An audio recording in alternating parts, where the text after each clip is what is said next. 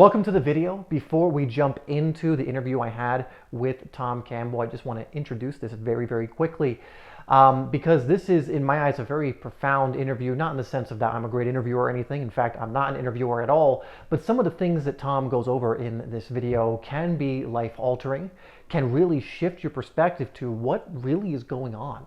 You know, why are we here? How does the world work? So much is answered in what he says in this interview. Now, Tom Campbell himself is a physicist, but uniquely, he's not just a physicist. He is someone who has studied consciousness for most of his career and most of his life. I think he said upwards of 40 years at this point. And what makes this so rare is usually when you look at scientists and physicists and people in that realm, they avoid the topic of consciousness or don't really dive deep into that sector, we'll say, or that study. And if you look at people who really study consciousness, they usually do it from a non-scientific way, which then can be explained to the masses. And what's so unique about what Tom does is he has melded the two and created what's called a big toe, a theory of everything, of which he's going to talk to you about in this video. Now, that might sound dense, but Tom has also used very good metaphors and analogies to explain what he's saying. And as I went back through this interview, I realized actually, once you grasp this, it's not really that hard to understand and then apply in your life. I truly believe that what Tom goes over here can radically shift the direction of your life to help you live a life, as he talks about, in lower entropy. And you'll hear and it will be explained what that is, but essentially live more from love, more from connectiveness, more from fulfillment, and things of that nature. And so I'm really excited to present this to you. I, in fact, did this interview over a year ago, but for whatever reason wasn't intuitively led to releasing it until right now. And so I really hope you enjoy this interview. I think it's just so incredibly profound. I'm also going to leave links down below so you can look at more of Tom's work.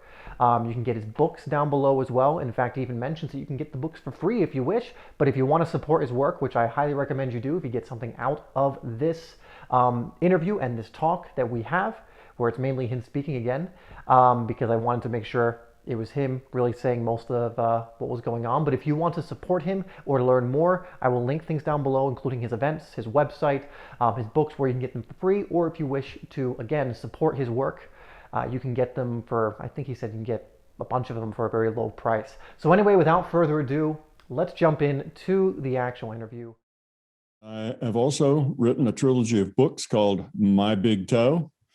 Now, that toe isn't about the appendage on my foot. That toe is an acronym for theory of everything. And this is a big toe, not the standard theory of everything, little toe. So let me explain that. Einstein started looking for a theory of everything because quantum mechanics, quantum physics, and relativity, which Einstein was developing relativity at the time, had a basic quarrel. They don't really agree with each other. They have a philosophical underpinning that is, well, let's put it this way, one of them has an assumption that the other denies exists, and the other one has the opposite assumption, which, of course, the first one denies that exists. So they kind of are logically incompatible, but they both work wonderfully in the area in which they were developed to work. You know, so the relativity works fine for things that are going very fast. That's where relative effects come in, and the quantum mechanics works wonderfully for when things are very small. So, but they don't necessarily agree with each other. So they knew that there was some other bigger idea, some other bigger concept of which both quantum mechanics and relativity could be derived. And that's what they called the toe, the theory of everything, that one understanding from which, you know, all of science could be derived. Now, they've been working on this since Einstein. Yeah, Einstein worked on it for about 20 years and came up empty. He could not come up with a toe. Of course, both quantum mechanics and relativity have a paradox at their heart. For quantum mechanics, the paradox is that particles really aren't particles, they're probability distributions. So the nature of our reality is probabilistic, probability distributions, not mass. That kind of runs right over materialism, but physicists kind of hung on to materialism anyway and just called quantum mechanics weird physics because it was different. So relativity, relativity at its heart is the fact that the speed of light is constant. Now, that means that even if the source of the light is moving, the light itself that comes from that source always moves at the exact same, well, I shouldn't say the exact same, depends on the material, but is a constant. So it's a different constant if it's moving through plastic as it is if it's moving through space, but still, whatever the media is, the speed of light's a constant in that media. There's no reason why that should be. Everything else in our reality, the velocities are additive. In other words, if you're in a car going 30 mile an hour and you put your arm out the window and throw a ball 10 mile an hour, then the ball is going 10 plus 30, 40 miles an hour relative to the ground, because those two velocities add. And that's the way it works in the material world, but speed of light is an exception. So both of them at their heart have a paradox that is just unexplainable. And they have known that the toe that would explain them both is probably just a change in perspective. If you just looked at the world in a different way, it would all become obvious, because when we look back in history, all the big paradigm shifts, and this would be a very big paradigm shift to find this toe, all the big paradigm shifts were always just shifts in perspective. You just had to look at the problem in the right way. For instance, the Earth was thought to be the center of the solar system. Actually, it was thought to be the center of the whole universe. And indeed, you can calculate and do the math that way, but it comes out to be very ugly math. If you let the sun be the center of our solar system, then the math simplifies and everything looks a lot neater, and the solutions become elegant rather than very complicated. So it's just a different perspective. Gravity, understanding gravity was the same sort of thing. It just was a change of perspective. So that's what they expect now. Now, I have a big toe. My big toe has to include a little toe. So I have to produce that little toe that Einstein was trying. But my toe is also an understanding of not only everything objective, but also everything subjective. In other words, it's also a theory of consciousness. Everything subjective is the stuff that's inside your head. That's the subjective, your own opinion. So that's really a theory of consciousness. Now, when I was just out of graduate school a year or so, and I ran into Robert Monroe. And Robert Monroe wrote 3 books. He wrote Journeys Out of the Body, Far Journeys, and Ultimate Journey. And it's been published in like 20 different languages or whatever. It's a pretty common book. But I ran into Robert and I wanted to know, is this guy nuts or what? Is he making stuff up to sell books? Or is this something that's straight? As a physicist, if he was being very honest, then that meant there was more to reality than, what I'd been led to believe. And just for people who don't know who that is that's for, he was having out-of-body experiences, right? Yes. Okay. Yes, Journeys Out of the Body. That was his first book. So yeah, he had out-of-body experiences. He didn't want to have them. He tried not to have them. He thought he was going insane and went to a psychiatrist to talk about it. But as it turned out, he just naturally had them. And he started to experiment with them and found out that they were real. He could gather information there that turned out to be accurate that otherwise he wouldn't know. So he started taking it more seriously and started not only playing with it, but working with it, studying it. And then he wrote the book, which is sort of like his diary of his experiences. So I met Bob Monroe, and Bob Monroe had a personality like an engineer. He was very straightforward, very logical. Everything's matter of fact.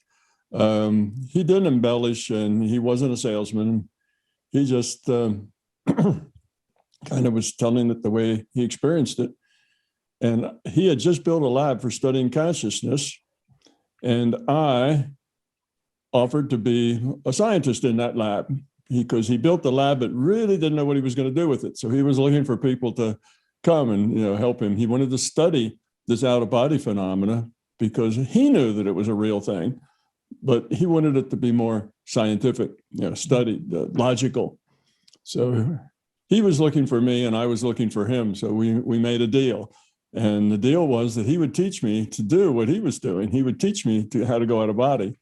And I would be the theoretician and try to figure out what was going on and how it worked.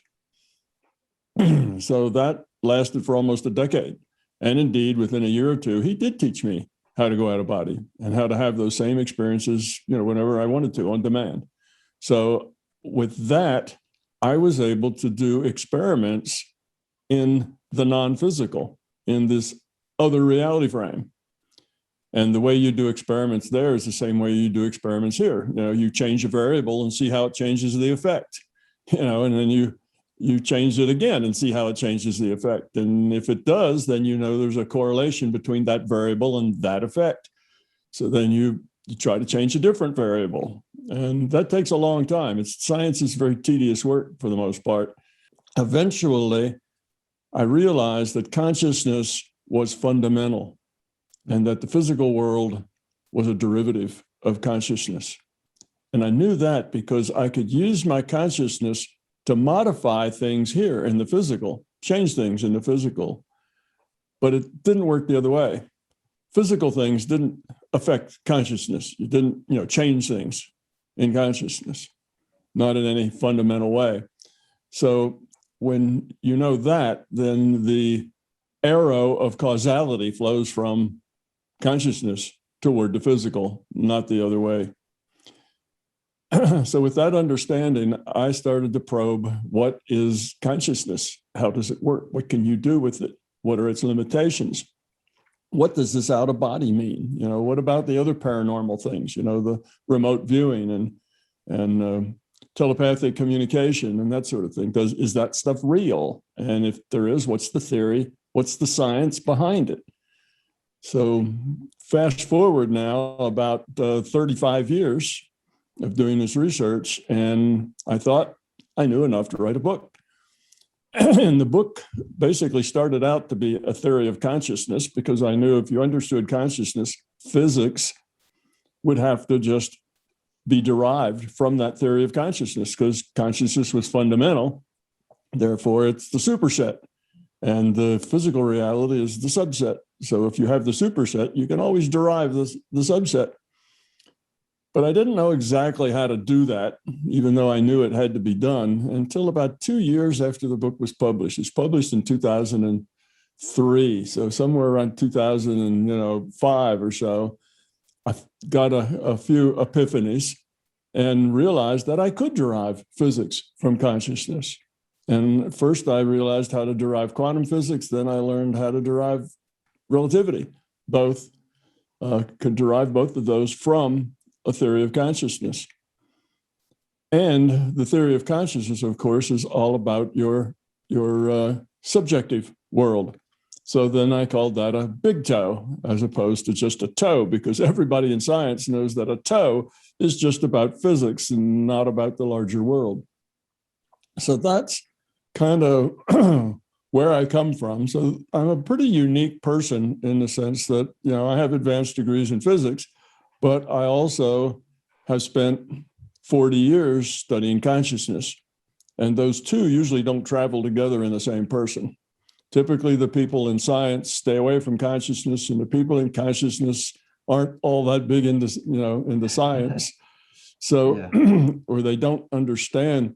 Those that are studying consciousness generally want to study it in the sense that not from the inside, not like their own consciousness, but from the outside, looking at other people and studying how other people's consciousness works. Well, if you look at it from the outside, particularly if, like most scientists, you're a materialist, you're never going to get very far. It's just that door doesn't exist. If you work from the inside, which is inside consciousness, then it's much easier to make headway. So that's kind of what makes me unique compared to other people, is that I'm a scientist that also has studied consciousness for a long time. So what happened is I looked at all the facts that I had developed in consciousness. Okay, here are the consciousness facts, like the one I just mentioned, that consciousness is fundamental. And then I looked at all the physical facts I know as a physicist. You know, here's how the material world seems to work. And then I tried to find a single explanation that explained both sets of facts without very many assumptions, with just two assumptions, you know, simple assumptions, nothing wild, and without creating any new problems. You know, no new paradoxes are done. So anyway, I did that, and let's see, on the science side, I'm presently at in California at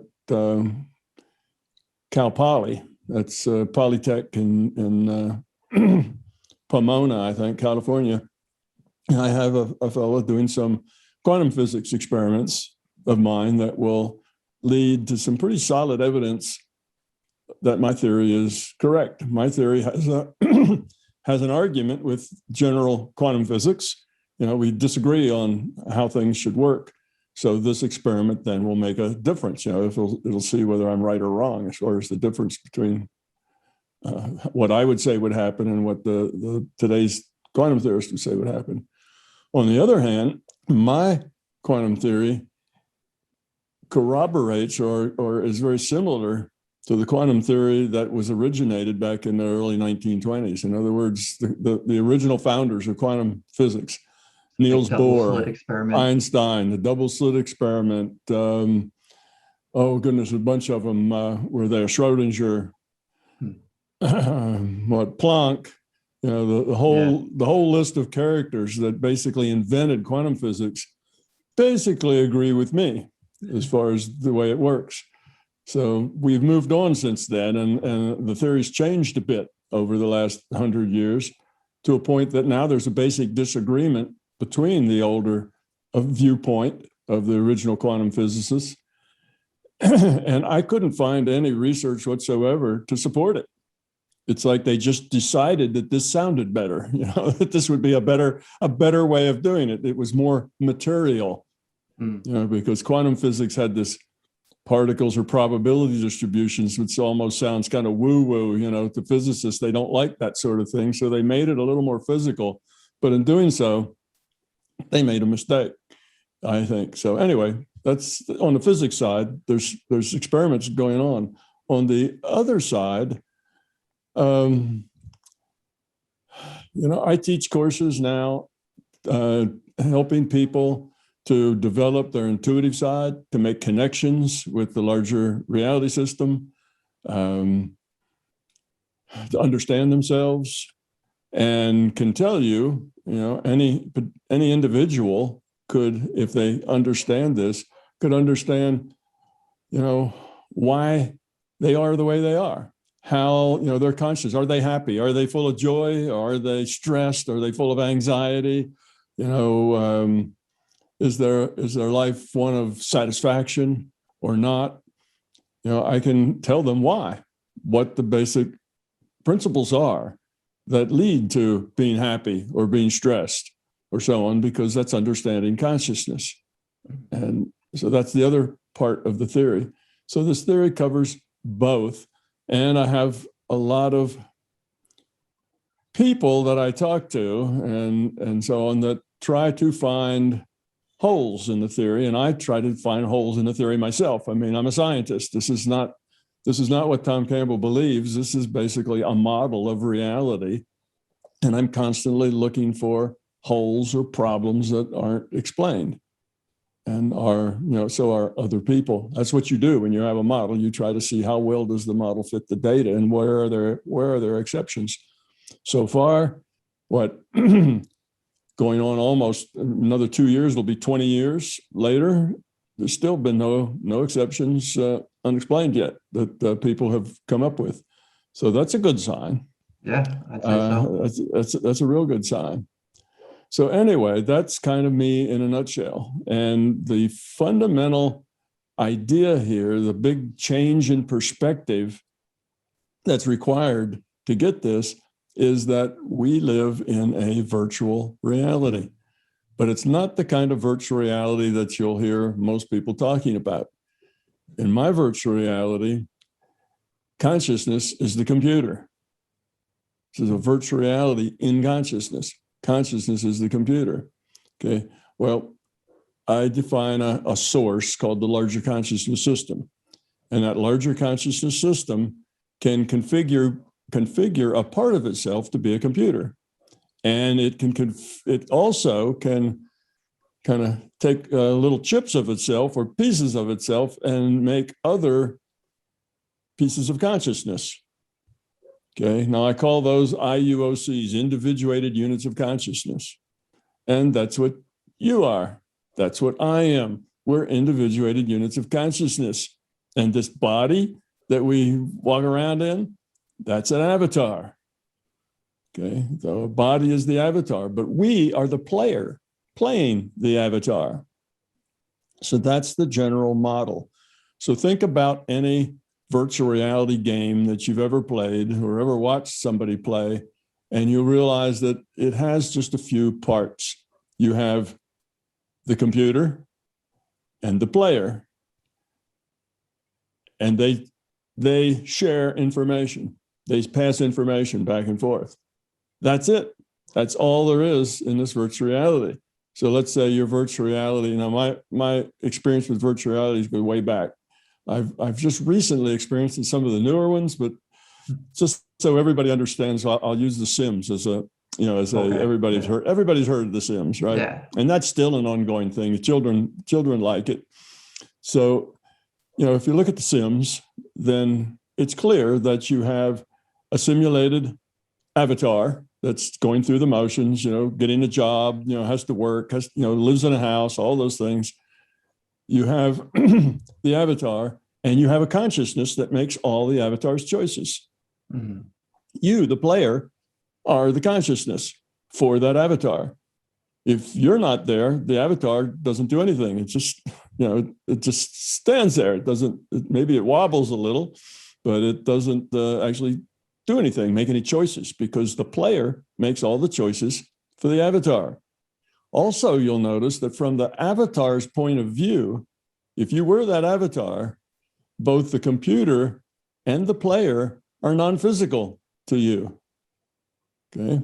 If you're in The Sims, then that virtual reality Sims is physical to you. So the avatar thinks it's physical. And from his perspective, the computer and the player are both non-physical. In other words, they don't exist inside his virtual reality. They exist outside his virtual reality. All right. So now what does that mean to us?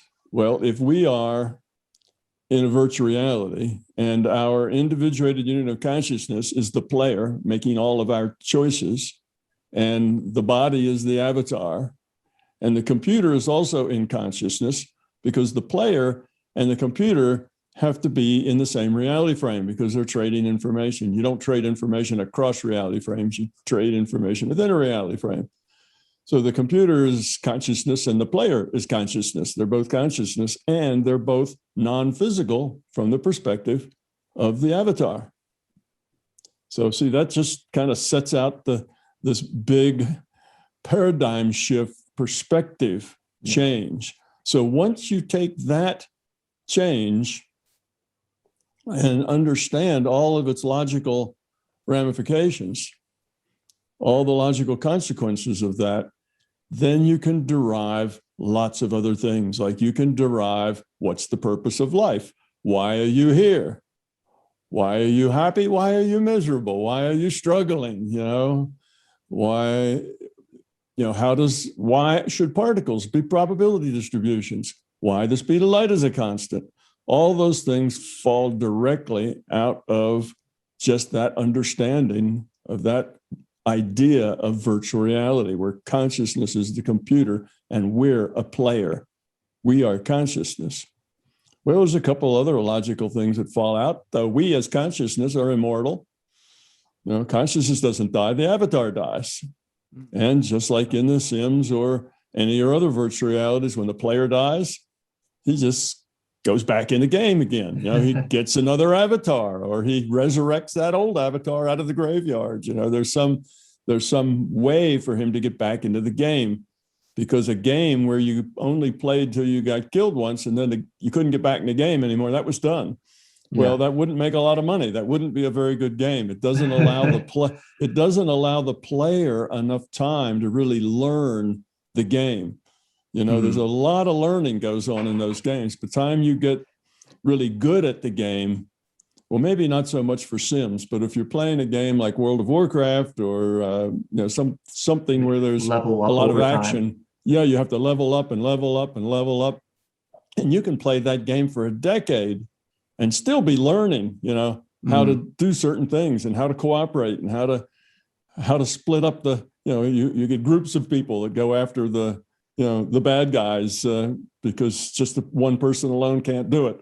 Yeah. It takes cooperation, and everybody has their own skills, but there's a lot to learn. People don't do that. They don't operate at that level. The first year or two that they're playing, they're just trying to stay alive at that, down at the bottom level. So that's true with us too. The consciousness is immortal, and it gets back in the game and gets back in the game.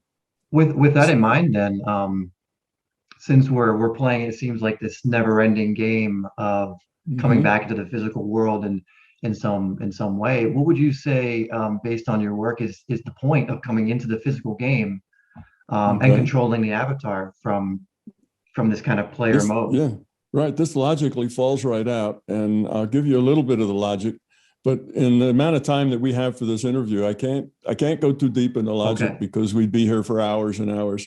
But anyway, a little bit of that is that consciousness is an information system. And that should make sense to your listeners because, what are you conscious of? What are you aware of? Well, you're aware of the information you get. And for us, we'd say we're aware of the information we get through our five senses, right? It's what we hear, we smell, we see, so on. So that's what we're aware of. We collect that information with our senses, and that defines our reality. So reality is information. Okay, consciousness is awareness. Actually, it's awareness with a choice. Not just awareness, but awareness that can decide to do this or do that, make choices. So consciousness is an information system, and information systems evolve by lowering their entropy. Now, entropy is a measure of disorder. So high entropy, high disorder. Low entropy, more order. So think of an information system where all the bits are random. That's maximum disorder. If it orders some bits into a pattern, and it can make that pattern a symbol of something, or it can make that pattern mean something or whatever, but it makes a pattern. Now that's information. That's not randomness anymore. It's made something. So the way an information system evolves is to lower its entropy. That is to create information, to create order out of disorder. And if you have things that are already somewhat ordered, ordering them better, ordering ways that are more functional, making them more useful, more, so that they can do more. So that's how information systems evolve.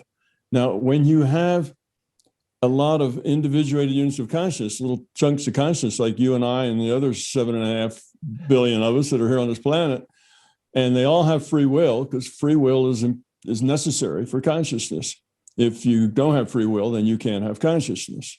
If you don't have free will, you can't have evolution. If you don't have time, you can't have evolution or whatever. All these things dependent on that time exists, that consciousness exists, that free will exists, are all logically necessary for each other. It takes all three of those things to exist before any of them can exist. In other words, they come as a set.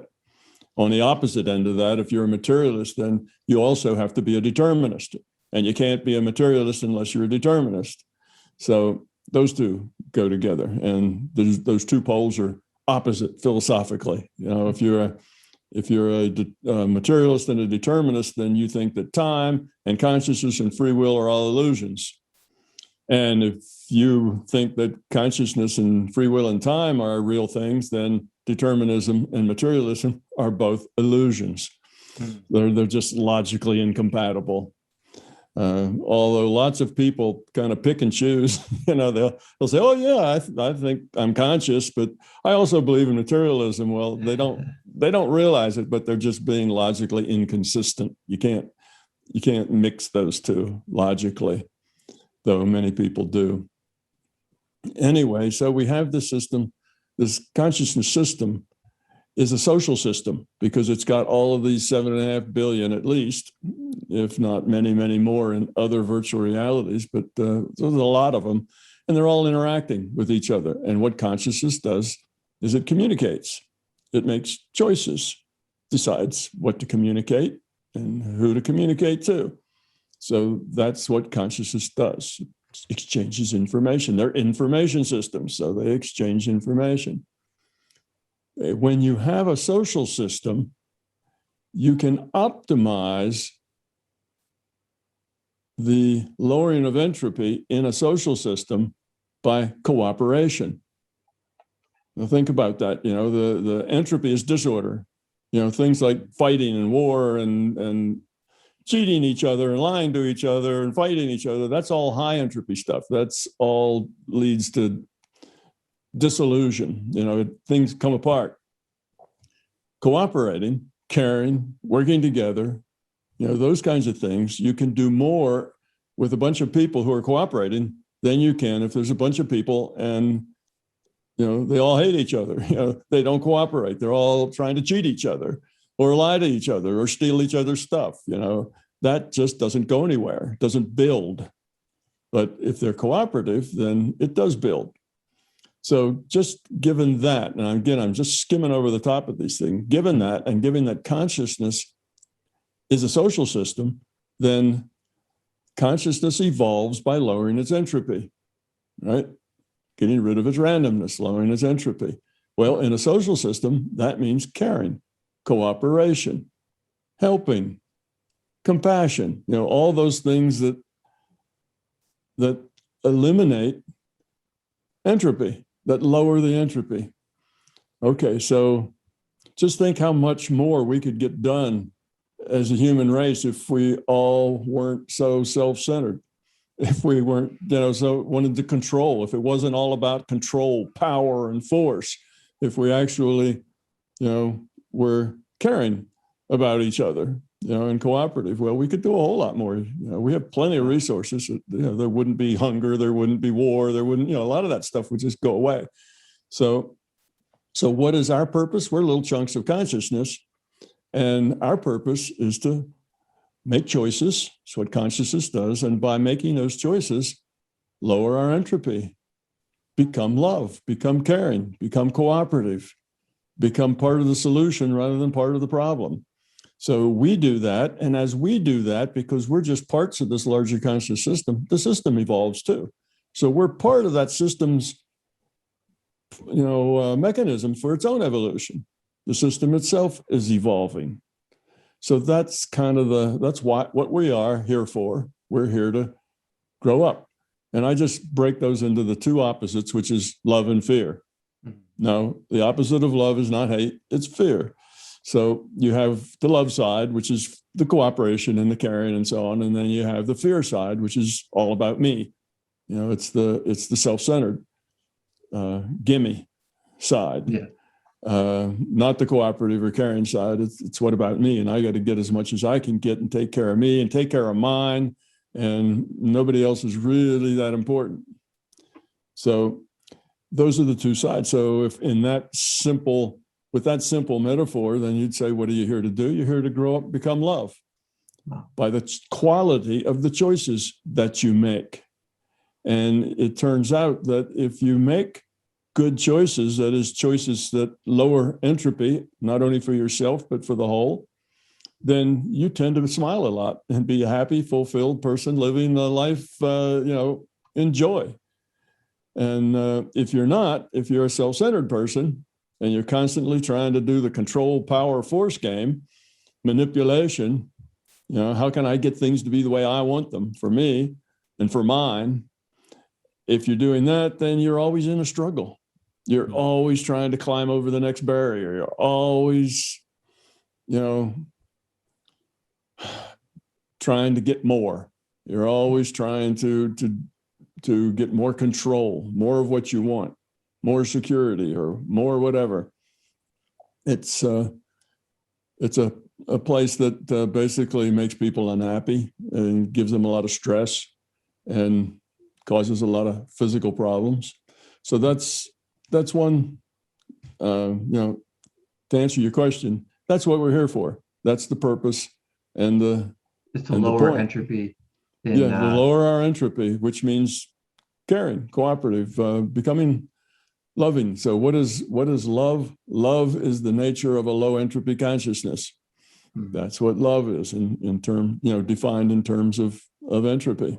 So is there then on that thread then, since we're here to lower entropy and essentially move from a place of love while we're here, is there anything we can do, any decisions we can make that are just going to make that more of a consistent thing in our lives? Because it would seem, like you said, look at all we could do if most of us were doing this.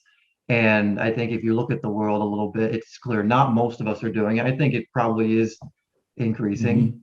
But what are some things that people can do who have been struggling, who have been suffering? They weren't maybe aware of this, and how can they start moving more into that lower entropy a little more consistently? Okay, well, I have 2 points I'd like to make to answer that question. And one is the biggest contribution you can make to humanity, to the world. If you want to save the world, your biggest contribution to saving that world is growing yourself, getting rid of your own fear. That's the biggest contribution you can make. You can't force anybody else to grow up. You can't force anybody else to care or to be kind, or to stop lying. You can't really force other people to do that. The only person you can change is you. So if you change you, that isn't just like one vote among 7.5 billion. That affects other people. As you grow up, as you let go of fear, you start influencing other people. And the people around you will tend to be pulled up a little bit because of associating with you.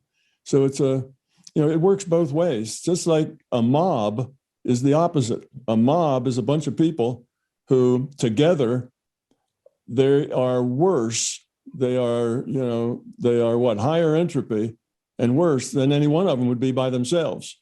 But because of their negativity and their hate and their fear and so on, they drag each other down. So they end up as that mob lower or, more dysfunctional than they would be individually. Well, it's the same thing in the opposite direction.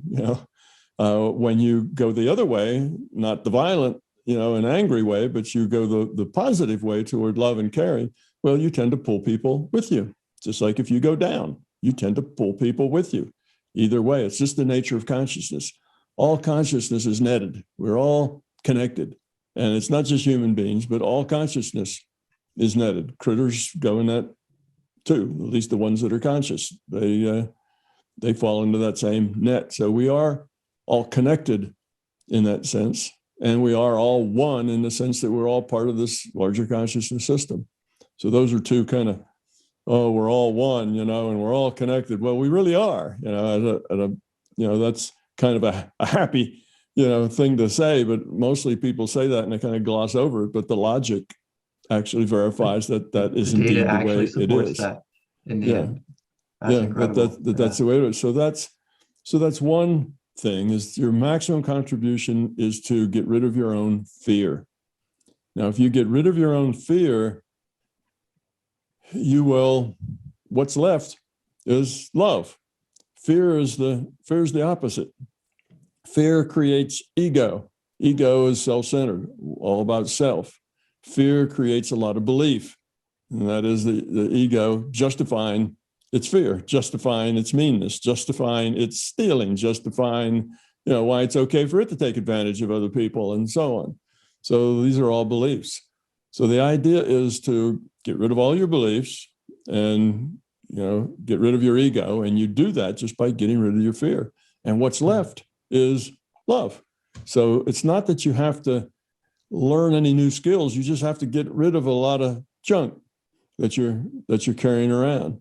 That's the idea. It's all you have to do is offload, and your life will get better and better, and your relationships will all get better, and it'll make a totally different person out of you if you can get rid of that fear. So that was the one point I wanted to make. But the other is, there's going to be a bunch of your listeners who say, this sounds like the collective, all the people working together in a collective.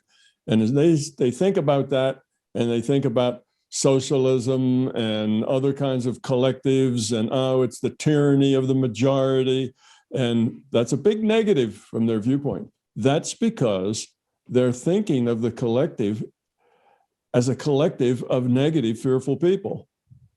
And I would agree with you. If you have a collective of fearful people, a bunch of people together in a collective, and these people are all very fearful, then that's exactly what you're going to have. You're going to have the tyranny of a majority. It's going to end up being a dictatorship. The people with power are going to want to tell everybody else what to do, and it ends badly.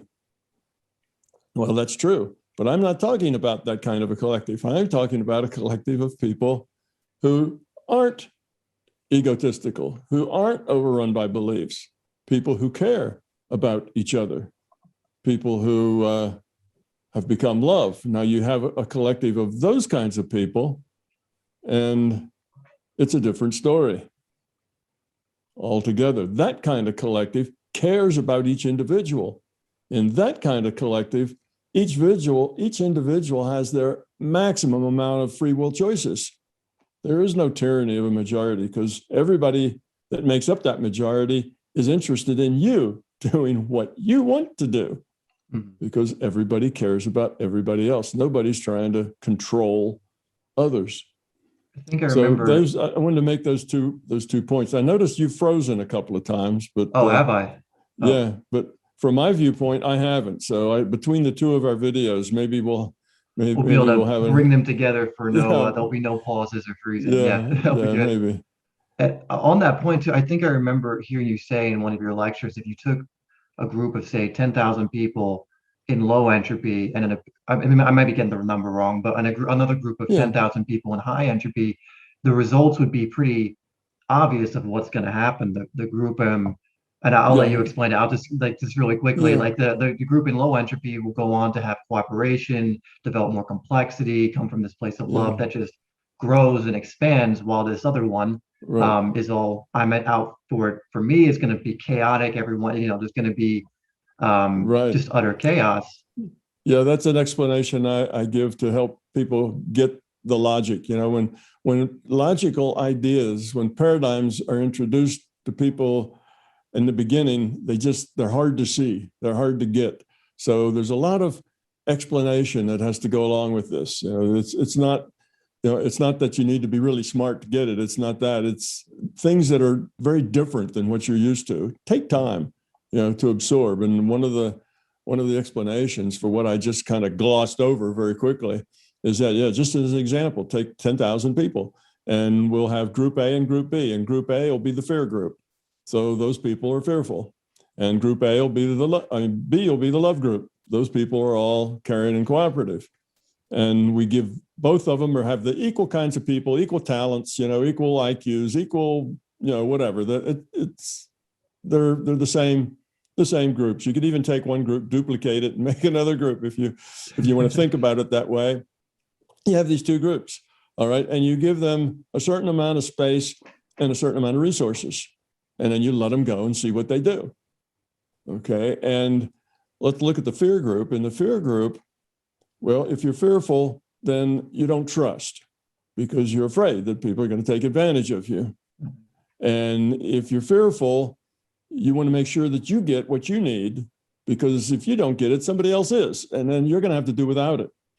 and you want to make sure that your family and the people, you and yours are taken care of. So when you got an opportunity to grab something, you grab it. And if you need it and somebody else grabbed it first and you're bigger than they are, well, you take it away from them. So that's what fear does. That's the way fear works. It's kind of, you're in survival mode against everybody else. You're competing with everybody else to survive. Well, when you're like that, let's say you come up with a really clever idea, something that is really, really helpful. And you're not going to just share it with everybody. You're either going to sell it at a high price, or you're going to use it to your own advantage to help you take care of, to take advantage of other people. You'll use that as your edge. You see, now over on the other side, all these people trust each other completely because they all know they all care about each other. And if somebody has a good idea, well, they share it immediately. You see, if somebody else says, oh, I don't want to do this anymore, I'm tired of, whatever it is I'm doing, I want to go write poetry. Well, the whole system will reorganize a little bit to let that person go write poetry. You see, everybody is caring about everybody else. So they work together to optimize the whole. On the other side, let's look at that negative side again. And what happens is when people take away your stuff because they're bigger than you are, well, you get a couple of other people to join you. Say, hey, together we can be more powerful. So we'll make a little defense pact, and people won't be able to take our stuff because, it's going to be, if they do, then all of us will gang up against them. And of course, the other people, they do the same thing. The people trying to take your stuff, they say, we can take more stuff if we get a bunch of us together. And what happens is that, as time goes on, you end up with a bunch of separate organizations that are all warring with each other, sometimes collaborating, sometimes warring, sometimes this, but they're all in this very stressful tangle of who's going to take care of who and who's going to rip who off. And, oh, you have more resources, I need your resources, so I'll try to take them. You have that kind of thing. And when you have that, you have to have hierarchy. That's how you control that. There's somebody in charge and then somebody under them and somebody under them. So you have this hierarchy. So you end up with a bunch of organizations where the people at the top own 90% of all the wealth, and the other 10% of the people are all, 10% of the wealth goes to all the rest of the people there, with the peons on the bottom who do most of the work, but don't get much for it, because they don't have power, that sort of thing. So it's a power struggle. Life is a power struggle. Well, if you think about it, that sounds like where we live, right? That's good old Earth and the people walking around here. It's very familiar. Well, the reason that's so familiar is because most human beings have a very low quality of consciousness. We're like, maybe daycare or kindergarten. We're not that grown up yet. It takes a lot of trouble or a lot of effort and time to grow up, because the way you grow up is by changing yourself, getting rid of that fear. When you get rid of that fear, you become a different person. And that consciousness, that's the player, grows up, levels up to more love. That's how you level up. And next time, when they have another avatar, well, they start with whatever they earned last time. So they start a little higher up on the evolutionary chain next time. So hopefully they'll level up a little more, and so on. That's how they work themselves up through the evolution of their consciousness. So that's what's going on. And it's obvious, if you had these two groups, which group would you rather be in, and what are they going to end up in? Well, we know how the fear group ends up. That's just how we end up, because we are that fear group. And we don't know yet how that positive group, that loving group, ends up, because we've never lived in those circumstances with those people. That's just a dream. But you can imagine that the choices you have. Okay, what are you doing? You're riding on the back of a garbage truck and you decide you'd rather write poetry. All right, the whole system rearranges itself to let you do that, because everybody wants everybody else to do what they want to do. Now the whole has to get by, right? The whole has to make enough, has to create enough for everybody to have shelter, and everybody to eat and things like that. There are certain things that have to get done, but in general, that's not a problem. There's plenty of people to do the things that have to get done, people who enjoy doing the things that have to get done. That's not a problem. And besides that, poetry gives back. Poetry is an important part of life, seeing bigger things, seeing bigger pictures, smelling the roses. Subjective, like you said. Yeah, all of that is also important, you see. And okay, well, what about the people who just lay around and say, okay, I'm just going to lie in bed, everybody else take care of me?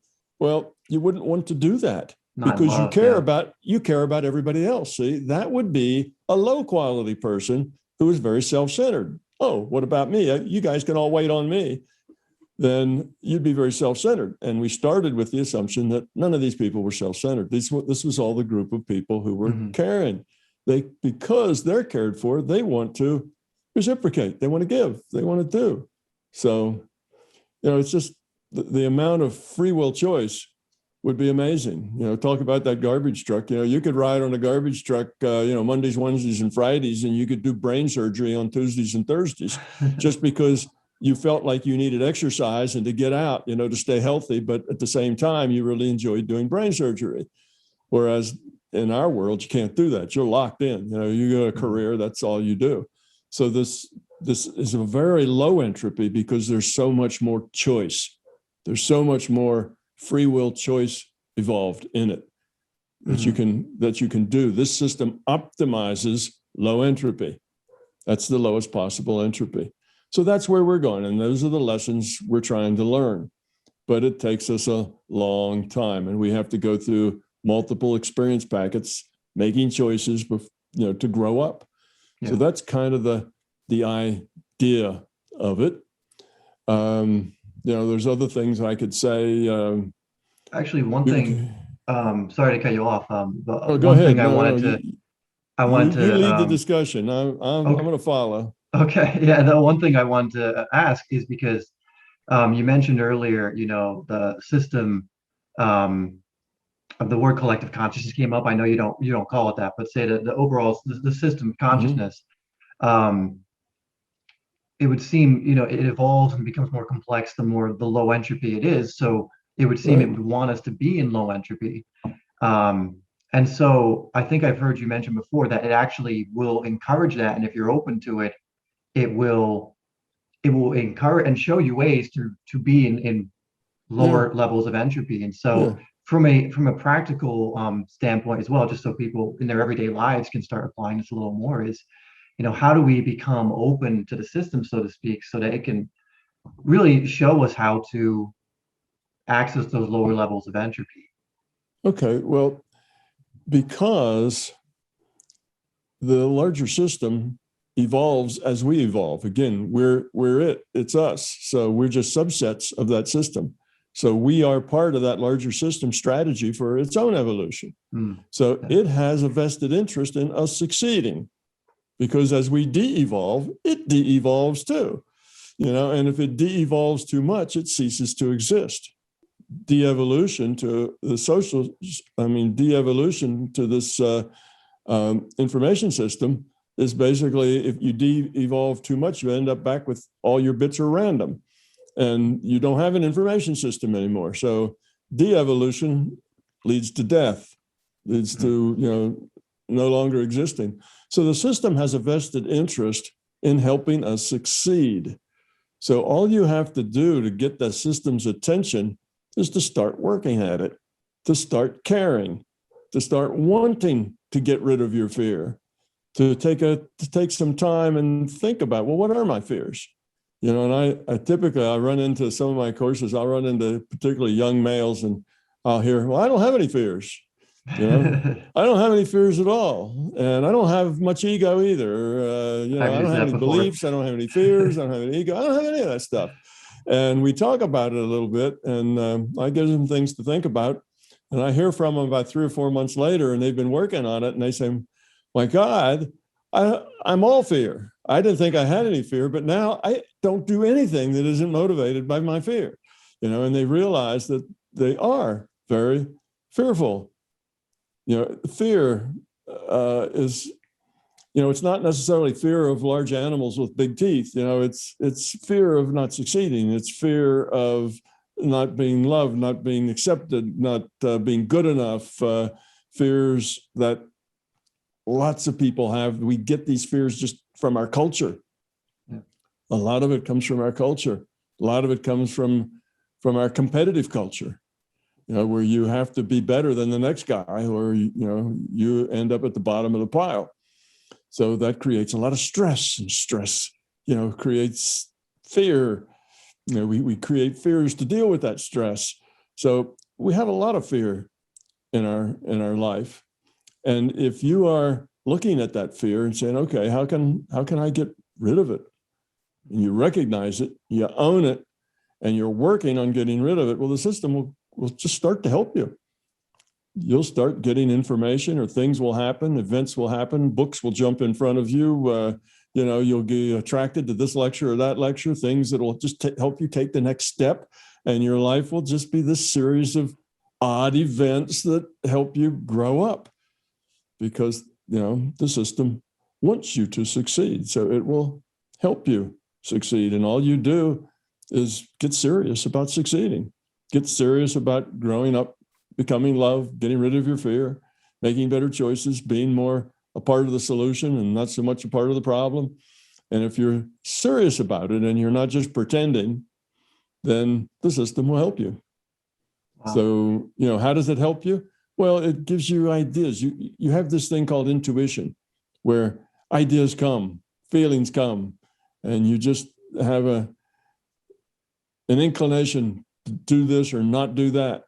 And that's partly the system. Consciousness processes in two different tracks. One track is intellectually, the other track is intuitively. And we, in our culture, we develop that intellectual track all of our lives, right? I mean, we start out in preschool and then school, and we learn alphabets, we learn math. We're constantly trying to get that intellect to work better, to be more precise, to have more information, more variables, more vocabulary, better descriptions. So we're constantly trying to hone that intellect, but we don't do anything about that intuition. It's just there, or it's not there. And half of us probably believe it doesn't even exist. It's just an illusion. But that intuitive side can be just as accurate and just as reliable as the intellectual side. The intellect has this wonderful tool called logic. Wow, that's the key thing. Logic makes that intellect work well. If you're irrational as opposed to logical, your intellect doesn't work all that well because you're irrational. The intellect needs logic. Well, over on the intuitive side, you have all the information is available to you. It's all there in the intuitive side. And we haven't discussed this yet, but the data, there's data that has to be collected for the database to support the rendering engine that creates the virtual reality. And all of that data is saved. All that data is available. And there's an immense amount of knowledge that's available to anyone on that intuitive path. Mm-hmm. Matter of fact, the way I would describe those two different modes of processing is that the intellect has this really precise tool called logic, but it suffers from a lack of facts, particularly when things matter. Important things like, should I marry Sally or should I marry Sue? Well, that's important. Your life is going to change, depending on which one of those you do, it's going to change your whole life. And it's going to change her life too. And it's going to change the way, the kids that you would have and what they're like. And, it's going to change everything. But how do you make that choice? You don't have enough facts. You don't have enough information. And you'll find that almost everything that's really important, you don't have but a tiny percentage of the information you need to make a logical choice. So we're always guessing. We're always taking our best shot. That's how we get through life. The only things you have enough information for are trivial things. just small things. Okay, I can't find my sunglasses. Oh, where was I when I used them last? Oh yeah, I remember. I came in from that. I went in that room, and then where did I go? And so you can trivial things. Your logic works pretty well, but on the things that really matter to your life, the intellect is a very weak player. Mm-hmm. So you got this wonderful tool called logic, but a really ratty amount of information to deal with. Over on the intuitive side, it's just the opposite. You've got all the information in just magnificent detail, lots and lots of information. But instead of a precise tool like logic, you have a very ratty tool called, consciousness. And this ratty tool has to have the right attitude, the right set, it has to not be fearful, because the fear will mess up your ability to focus directly. It has to not be full of beliefs, or the beliefs will color all the information you get. It has to not be full of ego, or the ego will color all the information you get. It needs to be able to get in a low noise state where you don't have stray thoughts running through your mind all the time. It needs to be able to focus on a very precise intention with clarity. Well, none of that stuff is all that easy to do. It takes practice. That's why people do meditation, is to learn. I was about to some ask of those. Meditation That's is something you'd recommend people do for that. Meditation is how they learn those skills, you see. So once you learn those skills, then you can find that the intuitive side has this rich source of very accurate information. But if you're having a bad day, or if you're particularly upset about something or whatever, well, that means you still are kind of high entropy. Well, you'll have a hard time accessing that information, because your consciousness has to really be focused, really be low noise. And, it takes some growing up to be able to access that. But when you can access it, then you will find that the intuition is every bit as accurate and every bit as reliable as the intellect, actually even more so, because the intellect is always struggling with not enough facts. And the intuition is beyond facts. The intuition doesn't work with facts. It works with knowing. You just know. You get the information from out there. That's the intuition. So it's a whole person, a person that's well developed, has to develop both. You need to have that intellect to work on those facts that intuition pulls down intuitively, but the intellect needs to operate on them, because the intuition just gets the information. It doesn't particularly know what to do about it. It just gets the information. Yeah. It's the intellect that takes that information and does something clever with it, you see. So you need both of those. You need a source of information, and you need logic to work on that source of information. Now you can tell whether you should marry, Sue or Jill or whatever I said. You can know, because you can progress it forward, 5 or 6, 10 years, and see how that works out into the future probable database. It's not there is no predestination. It's just a database of probabilities. But you can look at those probabilities. What's the most likely? What's the second most likely? What's the third most likely? You can study those probabilities, and that'll give you a lot better choice than just winging it like we do, because our intuition is so underdeveloped. It's like we have this advanced intellect with a kindergarten intuition, and that makes us very unbalanced. And you really, once you get balanced, you find that you generally live life intuitively, with the intellect making sense out of everything, with the intellect kind of as the helper that makes things make sense. But all the information flow that you need generally comes through the intuition, because that information is so much more complete. So the two work together very nicely. What one is strong at, the other's weak at. So both together, they're very much more powerful than they are singly. Yeah.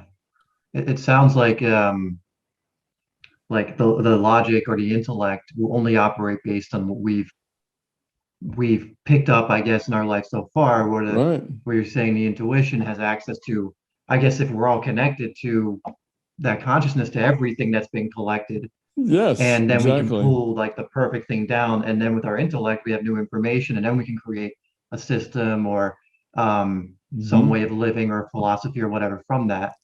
But now we Yes. have more information to actually work with to then use the intellect. And it's so funny to hear that because it seems like the opposite of what most people do, and it makes Yeah. total sense that so many are walking around in high entropy if we're not, able to access where that's coming from. Right. So, Right. um, I mean, yeah, I think that really speaks to just how crucial it is to do this too, to access those intuitive Hmm. faculties like you're talking about and bring those into our everyday life. Because I have examples in my own life where whenever I knew I was following my intuition and I knew it, like you said, I didn't bring my beliefs into it or anything else. I never look back at one of those decisions and go like I made the wrong decision there. It always goes like, wow, that led to this, this, and this, and this, and I didn't know how it was going to come about, but I just knew um, that following that intuition was the right thing to do, like you said. Whereas I've made very, the opposite choice in certain situations, and it's gone completely awry. It's gone completely Hmm. where it's brought more chaos into my life, Right. almost Well, that, across the board. yeah. Well, that's how we learn those things. We practice. These aren't things that are quick to adapt. These are things that, it's a work of a lifetime, building these things up. So that's what happens. You find out that every time your intuition says, well, I should turn right here instead of left. And you go, nah, that's the long way. I don't want to go that way. And you turn left instead. Oh, yeah, you get in a 5-hour traffic jam or, something else happens. And, after 10 or 20, 50 times that happens, you begin to learn that when you get that word from the intuition, you follow it Mm, because it's very likely to be the best way, and you'll learn to trust it because, like I say, it's accurate and it's reliable, and you start to live your life with it as opposed to trying to figure everything out with a little bit of information. Yeah, yeah. that's true. And That's how then we learn. Making mistakes is how we I learn. was I was going to ask that because you've gone over just before too. I remember in watching one of your lectures is this idea of knowing this information. So there's going to be people who are watching this and are going to now know this information, but going out and actually applying and experiencing is what's going to give them the proper feedback, right? To Right. actually, so like it's okay to make mistakes, but to actually go out there and get that feedback is how we, I mean, correct me if Exactly. I'm wrong, if we how we actually start moving towards lower and lower entropy. That's exactly right. Sometimes people get hung up because they don't know what the right path is, so they get stuck. Well, they can't make a decision. Then they get paralyzed because they can't really decide. All right, I'd like to make the low entropy choice, but which choice is the low entropy choice? Gee, I don't know, because I can't tell what's going to happen, 5 years from now because I make that choice. So which is the low entropy choice? So they can't make any choice because they don't want to make the wrong choice. Well, that will keep you stuck. You'll never go anywhere. And that's not how people grow up. What you do is you think about the choices that are available. You do your best, do your homework, think about it, dig up information, study it, Google everything, whatever. You get as much information as you can, and then you make what you think is the best low entropy decision. What's the lowest entropy choice? And then you just do it. And then you keep your eyes open to say, well, how's that working out? How does this Mm, choice working out? Because that choice will lead you to here, which leads you to there, which leads you to someplace else. And you just keep track of how's that working out. And if through all those choices, you keep learning and keep growing and keep, getting rid of more fear, well, it was a good choice. You're doing well. You're evolving. Remember, the point isn't to get rich or how many beers you can drink or how many parties you go to. It's how much love do you become? How caring are you? That's the point. So you look at your path and look back and say, well, gee, I really maybe shouldn't have taken this path. I can see where it's a mistake. There were all sorts of unintended consequences that I just never thought about. Well, now you learn something. You start asking yourself questions. Well, why did I choose that? Why did I think that was the best path? What was it that I didn't see? And how am I going to see that the next time? How am I not going to make that mistake again? And then you grow up. You see, now you're a little better. You're a little lower entropy because you understand better. You're a little wiser. You understand life and your choices and what you don't know as well as what you do know. You understand all that a little better. And the next choice, it's the same thing. Well, this is my best shot. Go do it. And then see how the chips fell. And if they fell well, pat yourself on the back and keep on going. If they didn't fall too well, then find out what were your errors? Where did it go bad? Maybe it was a good choice, but maybe then you made more mistakes. Maybe it was a little harder than what you were ready for. And you made some errors that ended up in a negative place and got you away from being full of joy and happiness and caring, turned you into somebody who is self-centered and miserable, stuck in self-pity somewhere, So you have to just look back and say, how did I end up here? And, how were my choices to get here? And then learn from that. And most people don't learn. They make lots of errors. They end up in unpleasant places full of negativity, but they never actually find out why. They don't look back and say, well, here's where it went bad. Here's what the problem was, and then learn from it. So there's no penalty for making a poor choice. There's no penalty for choosing a high entropy path. There's only a penalty for not learning anything from it.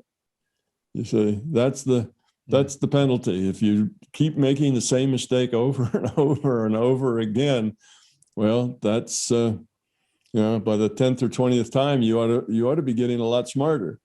If you just keep doing it, then usually what happens is you get more and more negative, because the love way is a very positive way. Everything's positive. The other way is a negative way. Everything's negative. Life sucks. Everything's miserable. It's hard to be alive now, and everything's so hard and so much stress and so much anxiety. And I don't know where the groceries are going to come from next week. And you got all of these problems. And that's what happens when you make poor choices. Otherwise, life just tends to fix itself as you go. Life tends to work out okay. Now, again, that doesn't mean that you're rich, because life can only be okay if you're rich. No, it's not like that. You can be poor and still learn and grow a whole lot. It's not about money. It's not about wealth or position or power or influence. It's about how successful are you at growing up. That's what you're here for, to grow up. And as long as you're growing, then you will actually have a smile on your face and be happy. Life will be good. You'll feel good about yourself and what you're doing. Doesn't matter whether you're on the bottom of the economic heap or on the top. You'll feel good about yourself. And just the opposite is true. You can be on the top of the economic heap, and if you're full of fear, you're going to be miserable, just like the person on the bottom. You're going to be miserable anyway. You're still going to be full of fear. You're going to be worried that everybody's going to try to take your stuff and that you're going to get cheated, and that this deal isn't going to come through, so you can have even more money. Well, I've got $1 billion, but I want at least $2 billion. And you get all wound up around things, and you get very serious, and you forget to smell the flowers, and pretty soon life is over, and you wonder, what happened to it and what was important. And you'll find out at that point that making more money was not important. What was important were your relationships. What was important is how you connected with other people. That's what was really important. And that's something money doesn't buy. Yeah. So, yes, it's, we decide whether something is valuable or not based on how much you earn, but on how much you grew up. And sometimes growing is painful. Mm-hmm. Often growing is painful. It's sometimes it's joyful, but sometimes it's painful. When you start, like in the World of Warcraft, when you're at lower levels, when you're still down at level 10 and lower, growing up tends to be painful. Everybody trashes you, everybody kills you, everybody throws you, sends you to the graveyard. You just can't seem to get anywhere. But as you go up and up and up in those levels, well, life is more fun. It's more interesting. Well, that's the way it works here too. As you evolve, life gets to be fun. And that's when you start living in a joyful, happy space, because life is fun. And it doesn't matter if you're rich or poor, life is still good. Yeah. And you will always have enough to get by, because that just will happen. I know it's a hard thing to get, but when you are actually working and succeeding in getting rid of your fear, everything you need just seems to fall at your feet just as you need it. It just does. Now, I know that sounds like magic, right? But it works that way. Yeah. So things that just start to happen for you. You start getting those breaks. Things work out and you get by.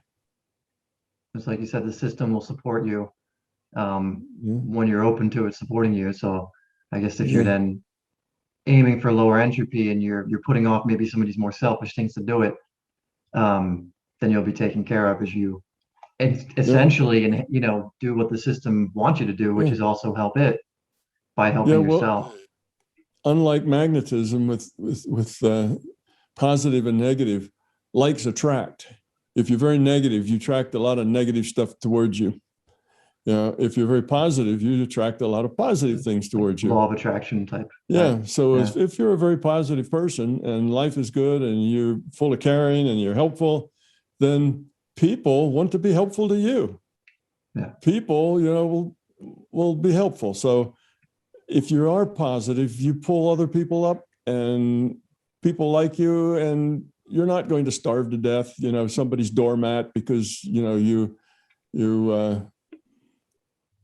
a caring individual.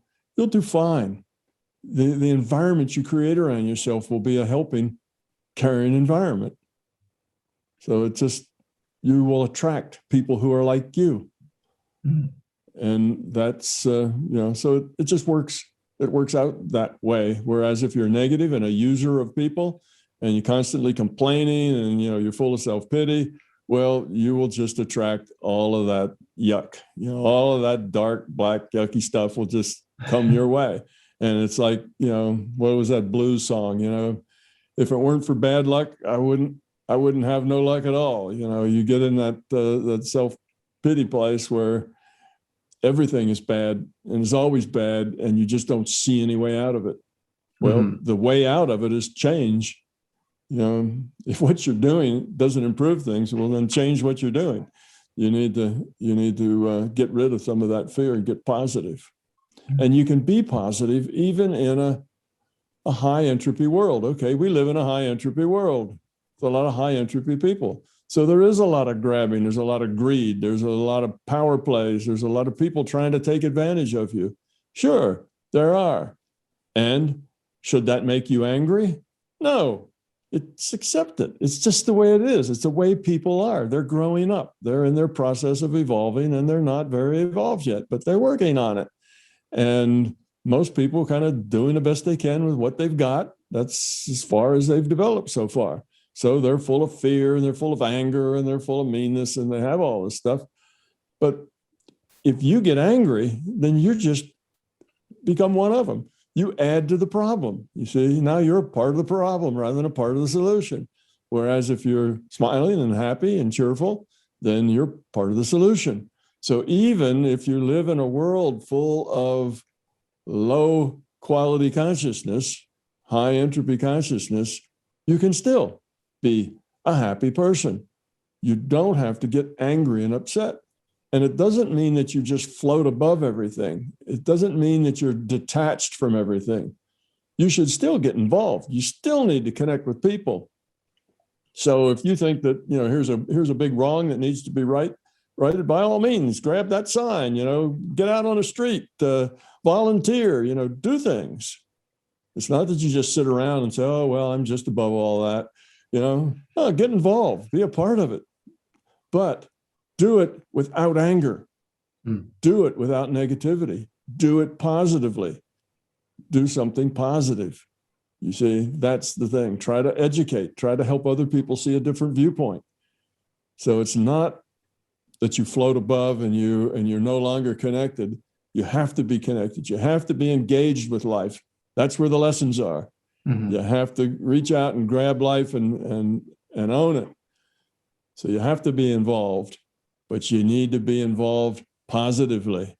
If that being involved makes you angry, then you need to step back and deal with your fear first before you get back in it, because a bunch of angry people just make each other angrier. And pretty soon you've made a mob. And pretty soon that mob is doing all kinds of really stupid things that are going to set their cause back instead of make it go forward. So if you want to make your cause go forward, you have to do it positively. You can't do it with negativity. It doesn't work. You know, we see that. I mean, we see, you know, there was a lot of,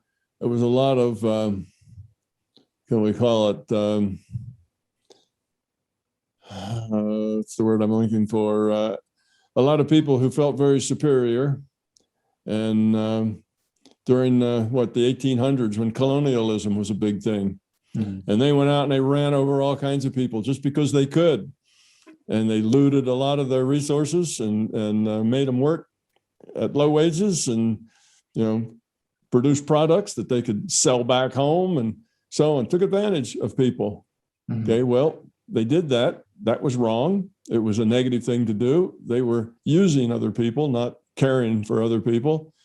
And you can say, well, some of those people got very rich.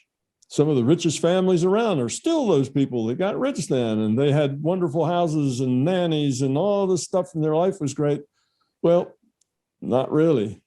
You see, the negativity that was sown then is still being reaped. We're still having problems in the world. There's still wars being fought. There's still people dying and children being blown up because of that, just because of the dislocation, because of the attitudes created, because of the inequities created. So, you know, you think that, okay, I can go in and I can you know, do negative things and I can come out a winner because I get rich, you know, but the net for the system is a big loss. So you might think you're a negative winner, but the game isn't how much money you get, is how much you grow up. Yeah. And what did you do by overrunning those people? You de-evolved. You didn't grow up. Because you were a user, you de-evolved, and you created a lot of dysfunction in the world, and it takes centuries for that dysfunction to work itself out. You see? So no, the quick grab is not a good idea. Even if one group of people seems to do really well, oh yeah, they're doing really well, they're really lowering their entropy. Well, maybe financially, but not spiritually, not in terms of consciousness. They're raising their entropy. They're and like you said, the main point of being here is to lower entropy. So it's we're putting emphasis on the wrong things if that's what we're valuing above all else. So maybe we look at people like that and go, oh, it's unfair, look at all this. But it's like, well, we don't know what's really happening in their world from that perspective. We just look at the outside and go, oh, they have all this riches and whatever it is. But ultimately, they're not as, I suppose, successful. Beyond or successful. Yeah, they're not as successful. Right way to say, as you would think, because in the ultimate game, they're probably one of the biggest losers if they're contributing to bringing the system down instead of building it up. Yes, they're losing. And they may cause other people to have hard choices too. But you always have a choice. Yeah. And you can always choose the low entropy choice or not. So yeah, every position and space and kind of person and situation and economy, they all have choices.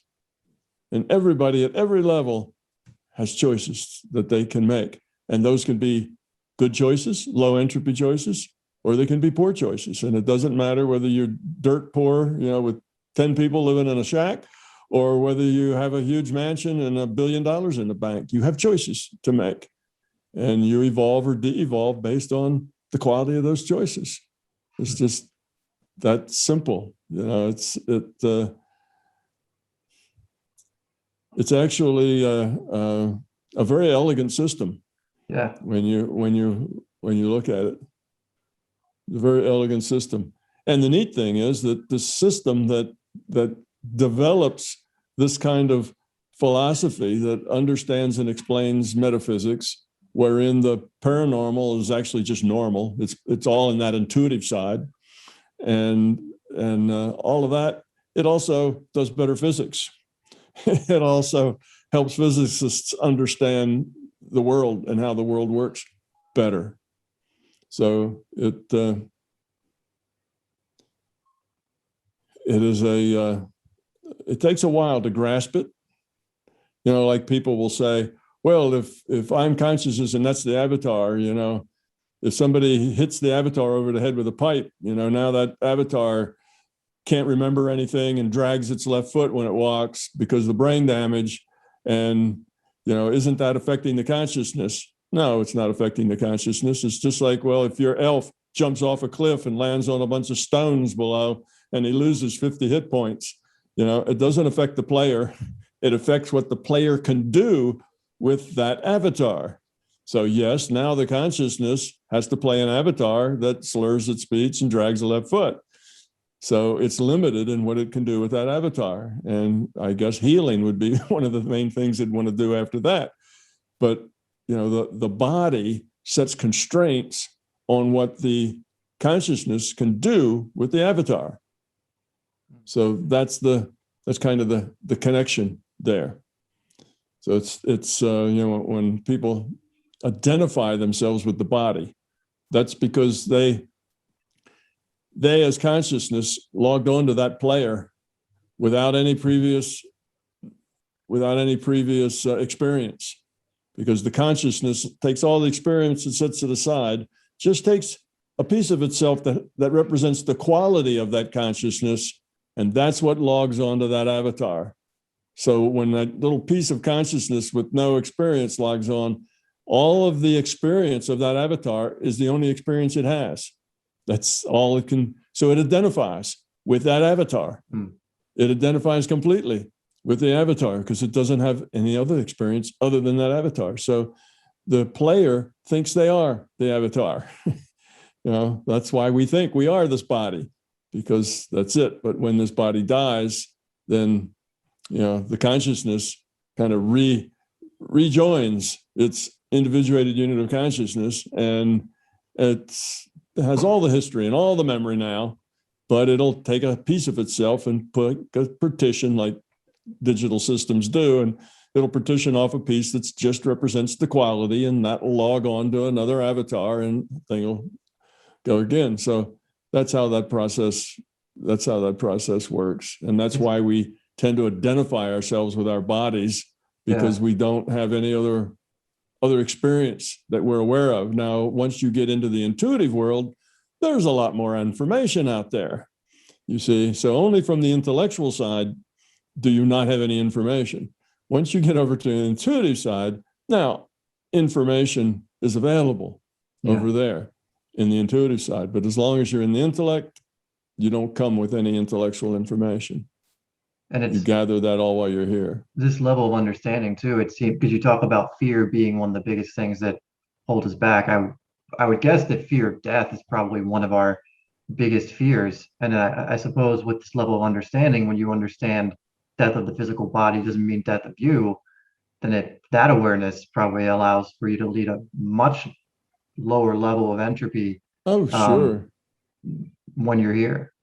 Yeah, well, there's, you know, once you understand the nature of reality, then there is no fear of death. Death is just a natural part of the cycle. You know, it's even, you know, death is a necessary thing. You know, they talk about, well, in the future, people will overcome death and, you know, we'll all become immortal, our physical bodies. I doubt that that's ever going to happen. Sounds terrible. If that happens, then the system's going to have a big earthquake or a couple of, you know, big tidal waves, you know, in order to get rid of people. Because the point is, you get your beliefs and your ego paints yourself into a corner. you get this idea, I've been there, I've done that, I know everything that needs, that's important. And you have all these beliefs and you're trapped. Those beliefs keep you from growing up. They trap you. That ego traps you. And if you had let's say you're going to live for 1,000 years, well, you would grow a whole lot in the first 50 or 60 or 70 or 80 or 100. And after that, it would start to slow down and slow down. And by the time you were doing year 800 and 900, you'd basically your rate of growth would be very small. That is, if you're a low quality consciousness, like most everybody is, that wouldn't work well. And there'd be no new places to start over again, get back in that fast growth part. You'd be stuck. You'd be stuck for 1,000 years in that slow growth thing as a low quality of consciousness. So that's just not very good planning. You want to exit when your avatar's worn out and when you are starting to slow down in your rate of new understanding and getting rid of fears and so on. But you're right. Fear of death is a big deal for most people. But once you understand this, now you can understand this intellectually, and then you can talk about it. But I'm talking about understanding it at a deeper level than that. You have to understand it at your being level, at the core of you, not just intellectually. Mm-hmm. It's not a matter of acting more loving or acting kind. It's a matter of being kind, not acting. So we're not talking about behavior here. We're talking about what you are, the kind of human you are inside. That's why it takes so long to change. We could all change our behavior, in a couple of months if we tried real hard, but that wouldn't help. That's not what it's about. It's how you'd have to change who you are. You have to be kind, not just act kind. And I think everybody knows that difference. There's a lot of people who act kind, who aren't really very kind, underneath. Still selfish, underlying kind of behavior. Yeah. Yeah, sure. So let's see. I don't know if there's any really big things that I haven't said. One of the ways, we have a way that we help create our own reality. There's actually 3 ways that we create our own reality. And one of them is by the way we act. If we act nice and pleasant and positive, well, we draw positiveness to us, right? Mm-hmm. People like us. People want to include us. People want us to come visit them. People invite us over for dinner because we're nice and positive. And if we're a user and we're nasty and we complain all the time, people want to go away from us. They don't like us. They're not going to invite us over because we're no fun to be with. So partly you create your own reality by the way you act, by the way you are, by the kind of person you are. That creates your reality. So once you get rid of that fear, you start creating a reality that's a lot more pleasant. The second way that you create your reality is by the way you interpret the data you get. Okay, you're in a virtual reality. The system sends you data, just like World of Warcraft or Sims sends data to your computer. Your computer puts all that data up on a screen. And now that data is turned into 3 million pixels. If you got a really good screen, you get 3 million pixels. And then if you got 3 million pixels, you look at those 3 million dots of light and you interpret that into a landscape, into people, into rocks and streams and trees and houses. And you interpret all those little dots into a reality. So you get information, you interpret the information, and that interpretation is your reality. Wow. So we all interpret the data we get. So we each live in our own separate reality. But because we're in this multiplayer game, well, we all are sent data that has rivers and rocks and streams and things in it. We all grow up in a world that has those things in it. So we learn the difference between apple and mom and river and rock. And it's part of our growing up and learning language and learning what things are and names and shapes and so on. And we get to where we look at all those little dots and we can do, make our reality out of them. So we all don't live in the same reality. You make your reality based on your interpretation. And guess what? If you're full of fear and ego and belief, that really clouds your interpretation. How you interpret that data puts a negative spin to it. Everything you get you add a negative spin to it. You see? Whereas if you're a very positive and caring individual, everything you get, you put a positive spin on it.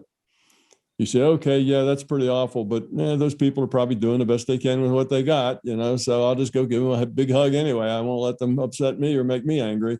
So you put a positive spin on everything. So one person lives in a very negative, nasty reality. The other person lives in a good reality, a reality in which you can find joy, even though a third person may say, well, they're both living in the same reality. It looks to me like they're both walking around in the same space, but they are walking around in the same space, but what's inside their heads, their reality is created by in their own minds. So that's a second way we make our own reality. And the last way is that our system of consciousness has given us a wonderful feedback tool to help us grow up. And that is that we can modify future probability with our intent. Okay, now the way things come into this world, because this is a probabilistic simulation, not a deterministic simulation. It's a top-down, not a bottoms-up. So things come in when there's multiple ways that something can come in. There's a probability distribution of all the possibilities, and then a random draw is taken out of that distribution. And that's what happens. That's actually what gets manifested here. That's what the rendering engine draws here.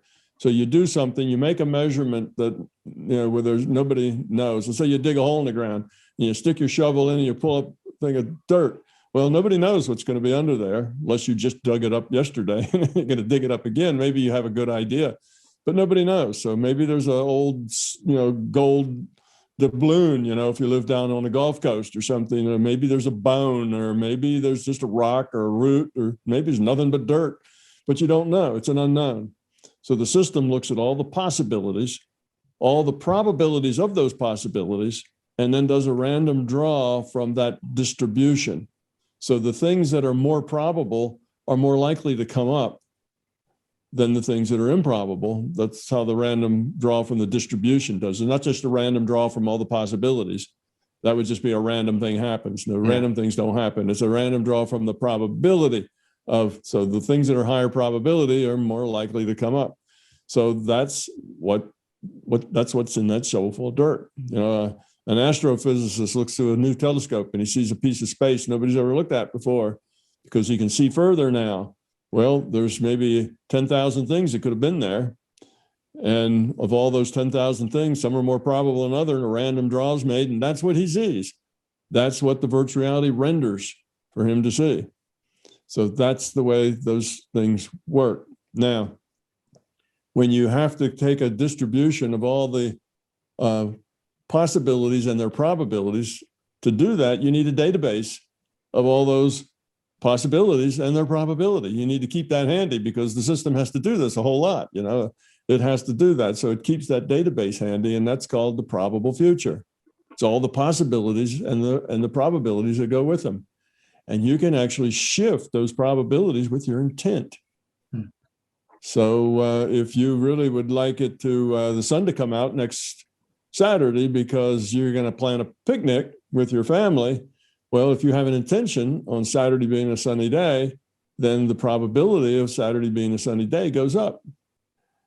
Now, if there's some farmer someplace that's just planted seed and he wants it to rain because he needs Saturday to be a rainy day because he's going to plant on Friday, well, then the probability of rain goes up. The probability of sun goes down. You see? So things happen because of the various attitudes we have. And if we can get our intuition, our intuitive side, if we can hone that to the point, we can train that, develop it to the point that it's low noise, good focus, and put a lot of energy onto it, then we're a lot more effective at modifying future probability. That's how people heal with their minds. The way you can help somebody get well with a good intent is because you modify the future probability. So in the future, they will be less ill. And you can modify that. So when the system gathers up all those probabilities, the probabilities that you're interested in are all a little higher or a little lower, because of your intention. So that's a feedback. So that when you look at the world today and you look at you look at the news, watch the news at night, and it's all that stuff that's going on, all that nastiness that's going on everywhere. Well, that is us. That represents the quality of consciousness of we humans. We're the ones that made all that. Our choices, our intentions made that reality. All that nastiness, all that crime, all that people trying to abuse each other, all that control power, force games going on, all of that is us. So the reality we live in is a very accurate analysis, a very accurate measure of the quality of consciousness of humanity. The average quality of consciousness. So you can see it's not a pretty picture.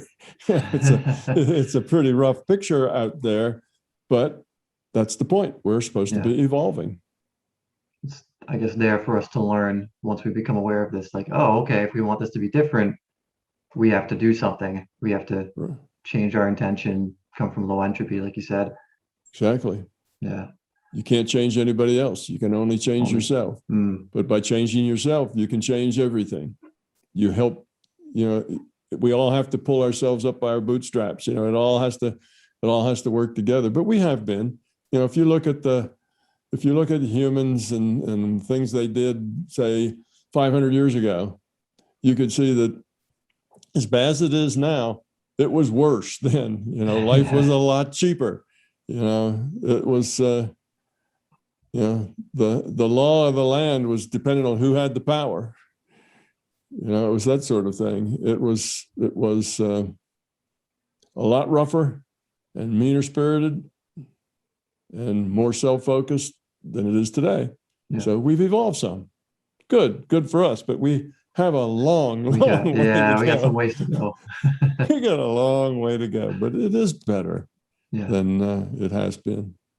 Yeah, I mean, it's. I think that's a good place to just looking at the time, just to respect your time here. We've almost gone 2 hours here talking about this stuff. That's probably enough. I've just been totally absorbed in what you're saying, because it's just some incredible stuff with so many incredible implications. So I hope those who are watching will take it to heart and like you mentioned, go out and actually go and experience it. Make some choices, use those choices and the feedback to continually go into lower levels of entropy. So. Yeah. Where can people find you, just so if they want to look more at your work? If they're interested in the trilogy I wrote, then they can always get it free on Google Books. As soon as I published it, I put it out there, and they let you say how much can people read for free, and I put 100%. Oh, so awesome. Those have always been free on Google Books, but they don't cost that much. You can get three paperback books, mount to almost 1,000 pages, and all three of them together are like $25. Wow. And 50 cents. So they're not all that expensive. At least that's on my website. I guess other places I can't tell what they charge for them, but they're not all that expensive. But you can get them any place books are sold, or get them free. The videos, I've done a lot of videos just like this one. Most every time I do an event of some sort, I make a video and I put it up on YouTube for free. So I have probably 1,000 videos on YouTube, enough that it's overwhelming. So if you go to my YouTube site, don't get overwhelmed. And a lot of those videos are long. You'll, just like this one was 2 hours, right? People want to look at a 15-minute video. They see a video and it's 2 hours long. It's like, no, I don't think so. Well, the thing is, you just have to take it a bite at a time. So if you get to that and it's a 2-hour video, well, just look at for 15 minutes of it. Google will keep your place. Next time you come back, it'll start up at 15 minutes in. They tend to keep your place, or you could write the time down if you wanted to make sure. But Google's pretty good about not losing your place. So just take your time and go through it, because these are not things to understand quickly. These are things that take a lot of time and thought. It's a work of a lifetime just to kind of get this different point of view. And when you do get this different point of view, everything gets so simple. Everything becomes elegant and simple. Yeah. As far as your understanding about why things are the way they are and where we are and how we are and how science is, and how come physics is, how come quantum mechanics is weird science, and all these things. Why would C be a constant? All those physics things too. All those paradoxes in science, they all just fall right out. Yeah. They're all, everything makes sense and everything simplifies is the way it is. But you don't come to that quickly. It takes a little study and a little thinking and a little head scratching, and you'll think you find all kinds of flaws, and you go, oh yeah, but what about that? And almost always that turns out to be that you still have a foot in the old paradigm, and that old paradigm is inconsistent with the new paradigm. And sure enough, there is an inconsistency there. But once you get that foot out of that old paradigm and just understand the new, and that difficulty just disappears. Yeah. At least that's what I found now for almost 20 years. That's what always happens. Yeah. So yeah, YouTube is probably a good place. Go to www.mbtevents.com to find out where I'm going to be next, talks I give, events. I'll link all of this down below as well, so people can easily access it. Yeah, MBT events. Those are the people that organize. They organize all my away games. They organize all the events and things that I do. They even actually organize the home games too. They do all that. So that's where to go to see those sorts of things. Mm-hmm. But remember, the key idea here is believe nothing. Be skeptical of everything, including everything I say. Be skeptical. Believe nothing. This is logic, and it all makes sense. This is science, and it's not something to be believed. If you believe it, it won't help you much. You have to understand it. And if you are both skeptical and open-minded, you eventually will end up where you need to be. That attitude will take you to the goal. You'll always reach your goal if you are just those two things. Always stay open-minded. Don't believe that you know everything. There's always another perspective, another way to look at it, and that be skeptical of all of it. And the second thing I'd leave you with, if it's not your experience, it's not your truth. If you haven't experienced it, all it is a theory. It's somebody else's truth who has experienced it and maybe wrote about it, but be skeptical. Until it's your experience, it can't be your truth. So that's just with those two things, however you proceed, you will end up in the right place if you just keep those two ideas in mind. That's a great place to end there, because that's so simple, just to go out and do that. And yeah, that's amazing. Tom, I want to thank you so much for coming on. This has been a great time, great discussion, and I'm sure there's going to be people who get a lot of value out of this, and hopefully apply it moving forward. And I'll also take little clips of it, like you said, to make it a little more digestible, along with putting the whole thing up. So hopefully that will help people who don't want to sit through the whole 2 hours at first. So thanks once again, guys. All the links will be down below if you want to check out more Tom's stuff, his books, and everything else. And just thanks once again for coming on, man. You're welcome, David. Thanks for inviting me. Yeah, this is how, understanding is wonderful, but shared understanding is even better. Yeah. So this is how we share it.